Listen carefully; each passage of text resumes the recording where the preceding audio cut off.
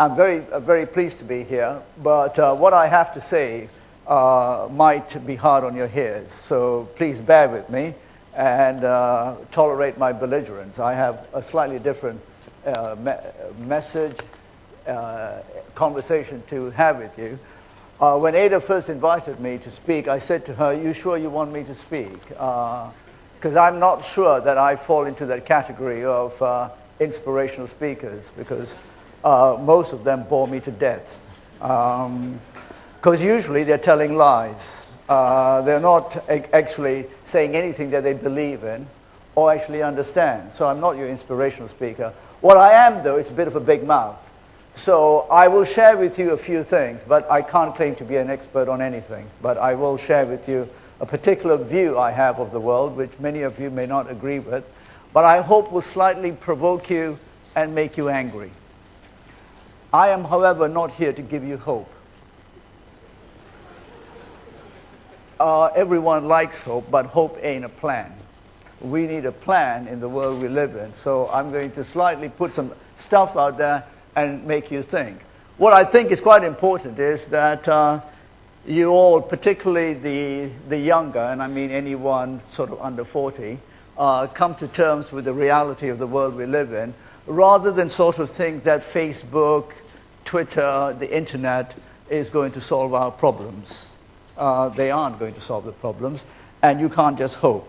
So what does make a difference really mean?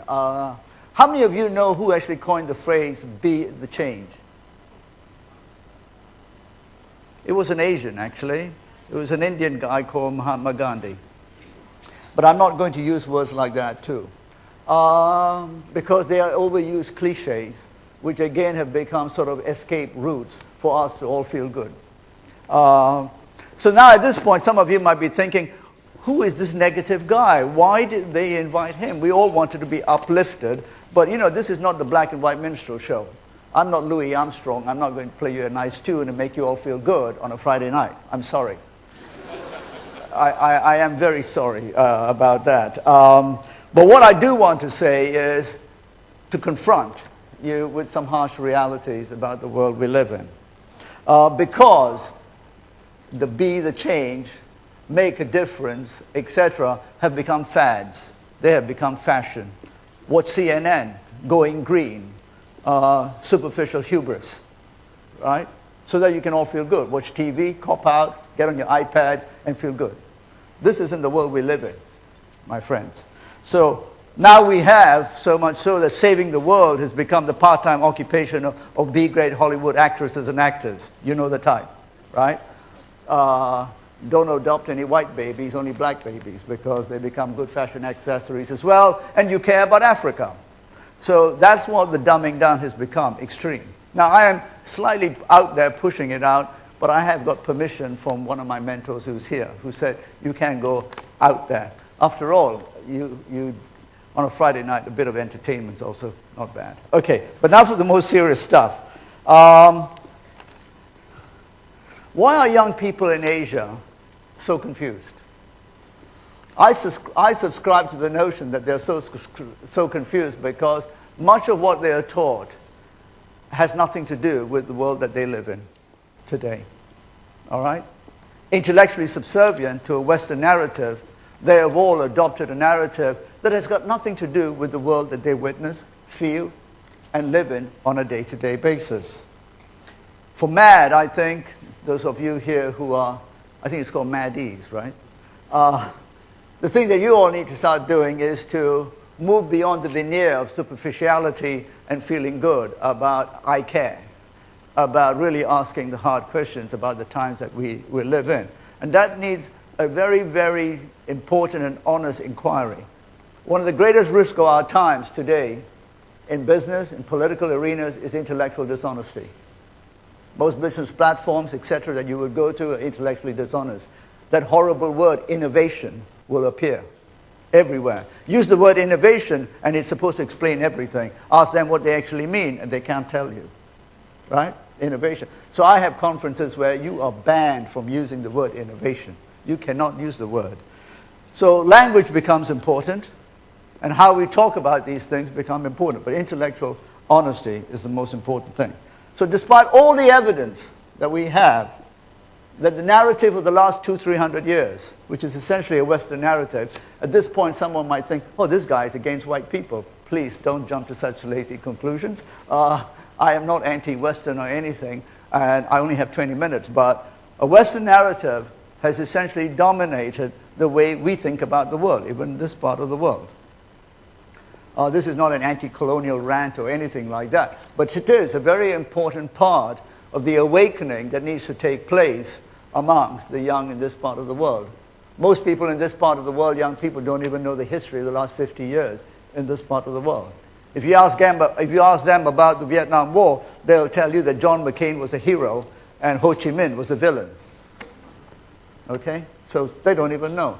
Today, if you read the newspapers, international newspapers, the narrative is essentially China bashing. China must be a threat. So you need to start thinking about all of this.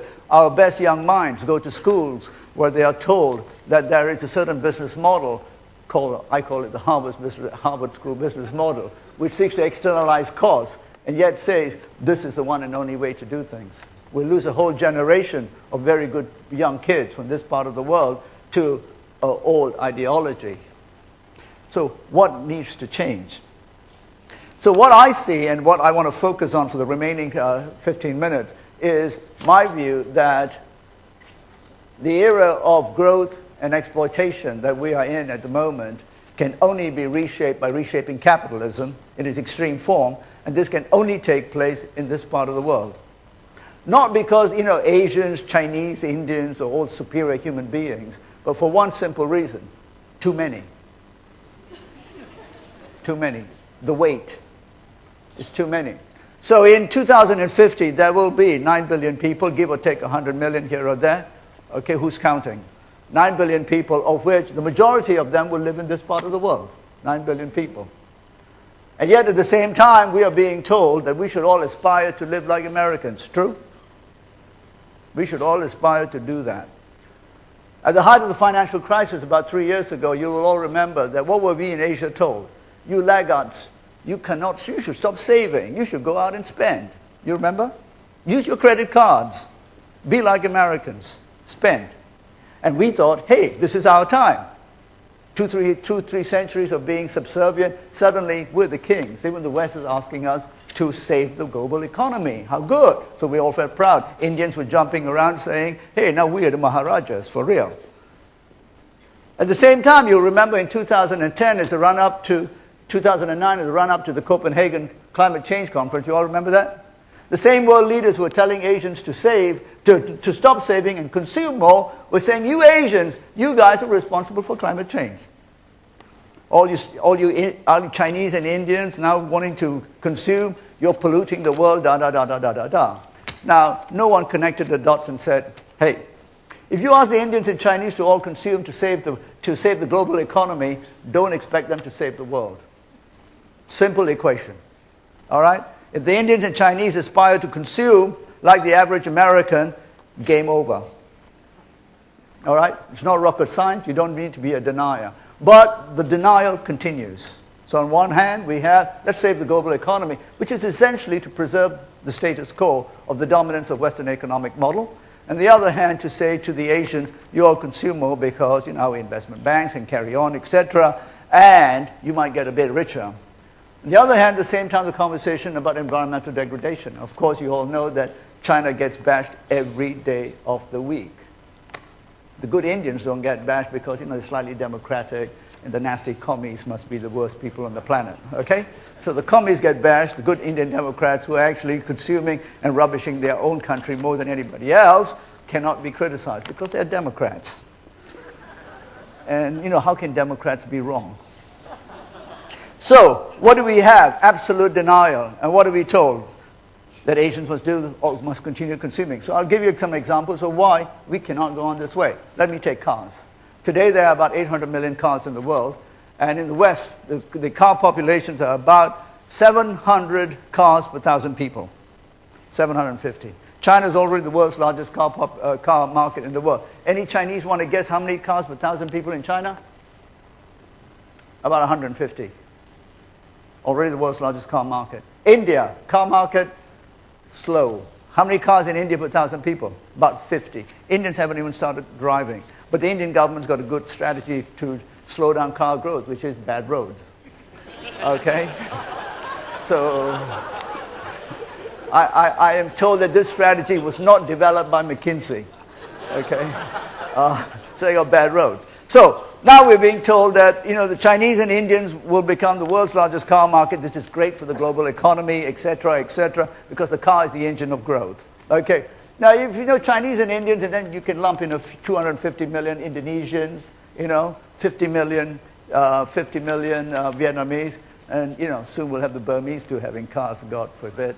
You know how many cars there'll be in the world? About 3 billion cars. Now, most of you will know, but maybe most of you haven't traveled yet. I hope the students are poor enough that they haven't traveled. But most of you will know that we in most Asian cities need more cars like I need a hole in my head. Or I need a tumor in my groin. We don't need more cars, but that's what we're told we should have, more cars. This cannot happen. But the fiction is that somehow we will have green technology. We will have innovation. That somehow we'll have zero-emission cars. Please, this is science fiction. Okay? Complete science fiction is Star Trek. It's Star Trek. Germany, most advanced automotive nation in the world. How many green cars? Less than 3,000. Ain't going to happen. Okay? So now let's take just other forms of consumption. Let's take chickens. Chickens. Today, 350 million Americans eat 9 billion chickens. Try and imagine that. Don't get nightmares. Not yet. Okay? 9 billion chickens. 3.5 billion Asians consume, 10 times the population, about 16 billion chickens. Now we're all told when we get richer, what do? You eat up the food chain, not down. If 5 billion Asians in 2050 start consuming meat like Americans, which is what we all aspire to, which is what the progress is supposed to be, guess how many chickens we'll be eating in 2050? 120 billion chickens. Now, I have no idea what that looks like. But I do get up at night sometimes thinking if there's a bird god that would release all the birds on the same day. They would darken the sky. They would block out the sun. The aeroplanes would drop off from the sky. And of course, they would poo on our heads. But this ain't going to happen. I mean, it sounds funny, but this isn't going to happen. But this is what we're told. So we are in total denial. What we do have, however, in this sort of broad basket of discussions about sustainability, that other horribly misused word, is that somehow we will innovate. That some genius out of Silicon Valley or Bangalore or Shanghai will innovate. That the oceans will never be empty because we will be able to have tuna bred in Petri dishes in laboratories. That we will have bioengineering. That VCs who will invest in companies. How nice. We will save the planet. We will make money. Everyone will be a billionaire. This is not going to happen. The truth is that billions of Asians will need to come to terms with the reality that they can't have it all. They cannot live like what they see on MTV. You know, the hood and then the crib. They can't have that all. A new reality that there have to be constraints. There will have to be limitations. The problem is that the best of our youngs go to the business schools around the world to teach them that there are no limits. That everything is possible because they are such bright sparks. And they can innovate with technology and, of course, free markets. And then lump it together with finance, voila, magic. All the world's problems are solved. All of us know this is a lie, yet the narrative continues to be perpetuated in the media, in forums like this, dare I say, at TED, all the holy grail places where people refuse to acknowledge that there are limits. Now, people like me then come along and they say, he must be angry, must be disillusioned, doesn't really understand. Well, actually, we do understand. And I'd like you all to understand. I'm not suggesting I have all the facts, right? Most of them, most of the time. But I am suggesting that you go out, especially the young people, and question the world that we have created and stop denying that the fact that limits will have to be imposed. So I'd like in the last 5 minutes to talk about, so how do we do this? First one is, of course, to stop being in denial, pretending that everything will be okay, just hoping for the best. I'm not suggesting you mustn't hope. You know, a little bit of hope is good, but we got to have a plan. Okay, what will that plan look like? I think we'll have to revolve around three key things. The first one is that recognizing that we live in a planet with resource constraints. This is not an environmental jargon. You know, I don't belong to Greenpeace, I don't eat granola for breakfast, and I don't smoke pot. So I'm not some hippie, right? This is a real discussion about the political economy that we will be confronted with. Now, when I say this, people say, typically, well, why should we in Asia make all these sacrifices and not those in Europe or in the West? The reason is quite simple. By 2050, the population of the West, including the United States, will be less than 10% of the world population. In a way, it becomes irrelevant. I mean, it's irrelevant, okay? So that's not to suggest I don't have good American friends and Danish friends, etc. I love them to death, okay? And if things get really serious, they can come and live with me. But what I mean is it's irrelevant what the political decisions are. The political decisions taken in this part of the world become the things that will shape the future of the 21st century. And the most important political decisions then will be around what do you have a right to? I believe, and this is where some people then, you know, especially the Brahmins of the right wing, you know, the Brahmins who easily want to launch jihad against people like me, will get really excited. I believe that, you know, car ownership, for instance, is not a human right. In fact, the ability to exercise that supposed human right to own a car creates a collective nightmare, which we have in most Asian cities. So the issue will be the role of institutions. Institutions will become important. Now, if any of you believe that in the 21st century, in the most crowded part of the planet, we can have a free-for-all, libertarian, you know, utopian, Tea Party, Sarah Palin type of world, then dream on. But that is what we are being told. That is what supposedly freedom is. But we can't have that. Our freedoms will be different. I'll finish up by saying, therefore, we will need strong institutions. We will need rules. They will be almost draconian. That is inevitable. We are all denying the inevitable. We can either prepare for that future now by being smart, rather than believing the lies of free markets, democracy, and somehow all of that tied in with technology and innovation will create the future we want. Or we can say those things are important, but we will have to live within limits and decide what those rules are going to be. For instance, we can't all own a car. Car ownership will have to be restricted. But critical to that, therefore, will be the pricing of resources. Today, most of the resources you and I use are underpriced.